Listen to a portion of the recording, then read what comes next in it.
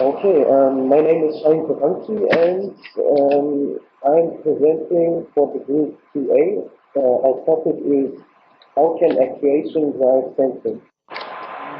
Actuation in good old-fashioned artificial intelligence. Go speech computation is the only component of artificial intelligence, and sensing is just a method for gathering input. And similarly, actuation is just a method for giving out the output. And actuation is not actually related to intelligence. Now we'd like to take embodiment into account. Actuations can be used to manipulate the environment of an agent. This way it would be able to improve the sensor stimulation by just changing it and receiving different kinds of sensory stimulation. And this would allow us to work with less computation or internal processing, and we could just outsource the computation to the sensors and actuators. An example for this are the split robots that could perform clustering behavior by simply using a good sensor alignment and and just moving around until these sensors are stimulated. And this behavior is perceived as intelligent, even though there is not a lot of internal processing going on. Now we implemented our own example using robots. We call it the shape detector. The shape detector is an agent that acts in a room full of objects that are, in this case, cubes and spheres. And it simply moves around until it finds an obstacle. It positions itself in front of that obstacle and pushes that object slightly, so that it just moves away a couple of centimeters, and it waits for a specific amount of time, and then it checks the new distance to that object and identifies that object using the new distance. This works because spheres have a lower friction, and that's why they move a further distance, and our agent is able to detect the sphere by checking how far that object has moved. Yes, now I'd like to show you a simulation.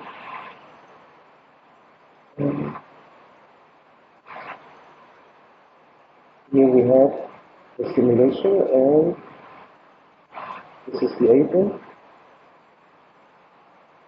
Oh, the simulation is pretty slow.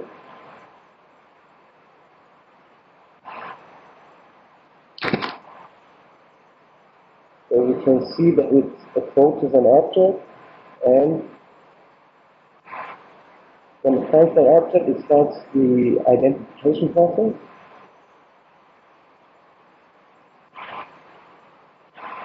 Which consists of the agent moving that object a little, and then waiting.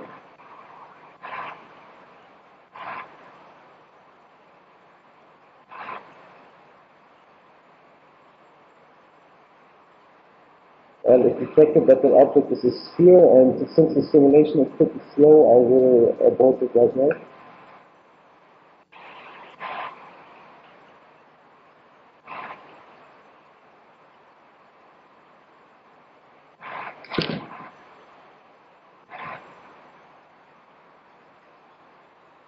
This shape detector needs a set of requirements to work properly. Of course, it needs distant sensors to be able to detect an object. The room may not contain anything but cubes and spheres. If there are different shapes, other shapes than cubes and spheres, it won't be able to detect them because they are not defined. object must be of similar size and mass because if, for example, some spheres or some cubes are very light, they will move away much further and be classified as spheres, and that's not what we want. Furthermore, objects may not be too small because the sensors can only detect what's in front of them, and if an object is too small, the agent won't be able to detect it. So the conclusion of this implementation is that actuation can support sensing and exploit the environment to reduce complexity, but these methods only work under very strict conditions. Like I said before, the requirements are, there are a lot of requirements, and the agent won't work unless all these requirements are fulfilled. But if these conditions are fulfilled, we can acquire detailed knowledge about the environment, and we can, the agent can adjust itself and exploit it in the best possible way. Now, how can more complex behavior emerge from using the shape detector? After letting the simulation run for a lot of time, I think 2 hours, the simulation looks kind of like this, where we can see that most of the cubes are left almost in the center, while the spheres have moved around and got further outside. This has been achieved by just pushing the spheres a bit harder than the cube, and this is how they move to the corner. To be able to emerge more complex behavior, we need to be able to detect more kinds of shapes.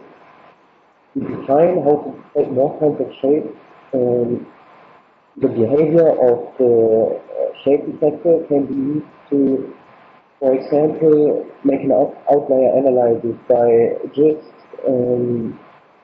moving certain shapes further away and leaving other shapes in the center.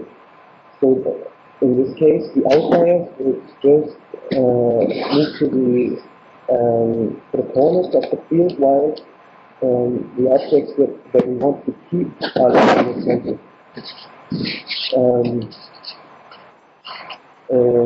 A good method to detect more kinds of shapes would be to, for example, instead of pushing the objects, just to move around the agent itself. And by the way, the perception of the environment changes, it might be able to detect different kinds of shapes. Well, that's it so far. Thank you for your attention. Okay. If you have any questions, thank you very much. Thank you very much. Very nice presentation. Let's see if there's any questions from the TAs or from Fabio. Just raise your hand or open your mics. Any questions? Okay, I have one. What if you so what other shapes do you think you could extend this to? What happens if you put, for example, a cylinder? I didn't really understand you. Could you repeat the question? Sure. Let me just. Yeah. So, what other shapes do you think you could extend this behavior to? What would happen if you, for example, put a cylinder instead of spheres? Hence, how the cylinder is, in what kind of way the cylinder is situated in the environment. If, for example, the flat side is on the ground, it would be pretty hard to distinguish the cylinders from the steel. But if the flat side is showing what the was or what the agent, it might be able to just move around to the left and to the right and check how the sensory stimulation changes. And the sensory stimulation of a cylinder would be pretty much similar to the one of steel, but there's a slight difference that would make the agent be able to detect that shape, I think. Okay. I see Tatiana has a question, so please go ahead, Tatiana. Yeah, can you hear me? Yes, we can hear you. Oh, yeah. So I have a question. What are the advantages of your approach compared to standard camera usage? Like, you could easily detect shape using camera. So what are the advantages of your approach if we think about a simple camera? Thank you. Well, if we use the camera, we would still use more internal processing than we use by just pushing the object. I mean, pushing just requires very little computation, but shape detection by image processing is less efficient.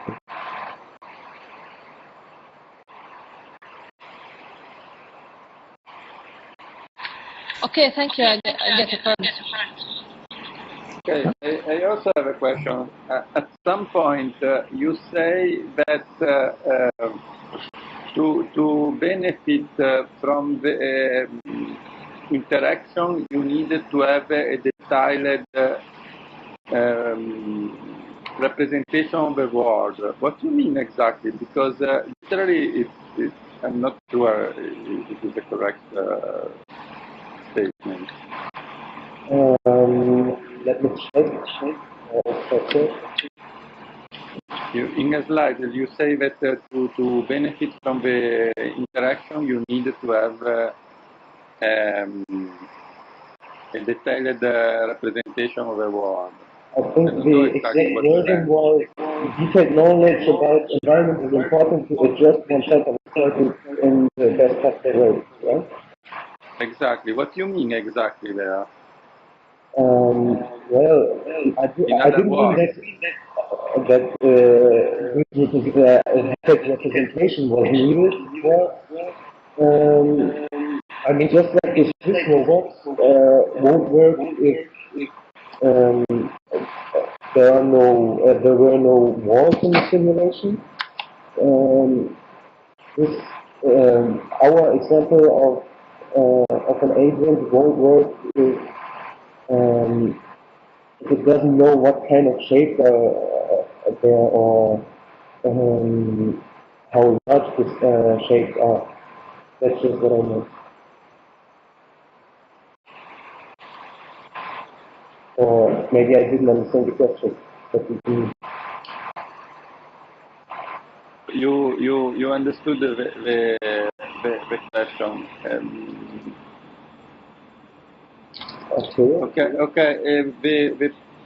Okay. We may discuss this online because actually you were working on a simplified system. Yes. So, no, I understand that this is what happened in the simulator that you developed. Yeah. But actually, the interaction should help to build the representation. I mean, in your example, which is very simple, of course, you have to set up something because you were not implementing a real system, no? So a system of a complexity of a real system. Yes. But okay, as you put it, might be misleading because it's like saying that to benefit from the interaction, you need to have before built a representation of the world, which would be a critical point. But okay, no, I understand. Okay, maybe I expressed myself a little unclearly. Yeah, I think that the phrase was a bit unfortunate, but I think I understand what you mean. Okay. Yeah, all right. Thanks. Okay, thank you. Any more questions? May I ask a question? Okay. For example, in the current system, if you would like to give an intelligent test to the robot, like maybe such as clustering the similar shapes in some corners, so can you achieve that test with just changing your morphology, or do you have some limitations that you need to make changes on the morphology, like adding sensors or some joints? How would you evolve your robot, just based on control or with the morphology, to be able to make an intelligent task? All right, so the question was if I would use internal processing or change the morphology to achieve clustering behavior, right? Yes. The way the picture I showed you showed that actually clustering took place, and that was just achieved by detecting the shape and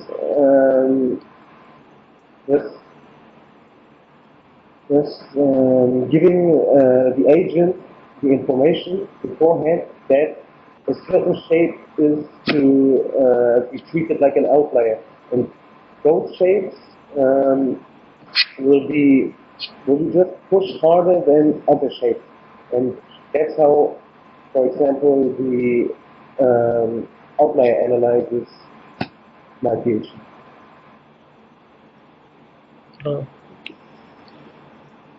So I didn't use any different morphology or any more complex computation of it. Oh, thank you. Okay, excellent. Thank you very much for that presentation. So if there's no more questions, we'll move on to group 10.